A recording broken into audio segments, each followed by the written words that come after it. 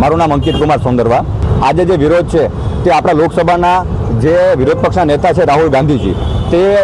2-3 દિવસ પહેલાં જ્યારે બિહાર ગયા, જે વિદ્યાર્થી હતા તેમને મળવા માટે, ત્યારે બિહાર પોલીસ દ્વારા તેમને અટકાવવામાં આવી અને તેમને રોકવામાં આવ્યા। ત્યારબાદ રાહુલ ગાંધીજી પોતે ચાલી અને તે વિદ્યાર્થીઓને મળવા માટે ગયા અને ત્યારબાદ તેના મજા 2-3 દિવસ પાછા હમણાં એમના પર ખોટી એફઆઈઆર કરવામાં આવી છે, જે એફઆઈઆર તદ્દન પાયાવિહોણી છે અને તદ્દન તેમાં કોઈ તથ્ય નથી। આ એફઆઈઆર માત્ર ને માત્ર ભારતીય જનતા પાર્ટીના ઇશારે થઈ હોય એવું અમને ક્યાંક ને ક્યાંક લાગી રહ્યું છે। જ્યારે ભાજપના મંત્રીઓ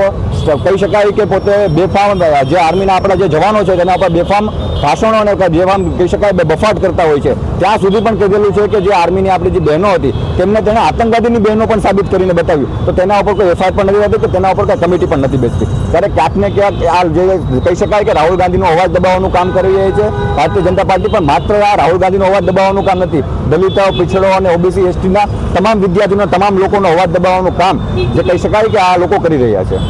આજનો અમારો જે વિરોધ પ્રદર્શન છે તે કોટેચા ચોક ખાતે રાજકોટ જે કંઈ પણ છે, જ્યાં સુધી સરકાર આ માંગણીને સ્વીકારવામાં નહીં આવે ને એફઆઈઆર પાછી ખેંચવામાં નહીં આવે ત્યાં સુધી અમારું આંદોલન આજે પણ ચાલુ રહેશે। આવનારા ક્ષેત્રમાં બહુ મોટે પાયે જે કહી શકાય કે અમદાવાદ ખાતે પણ થશે અને અહીંયા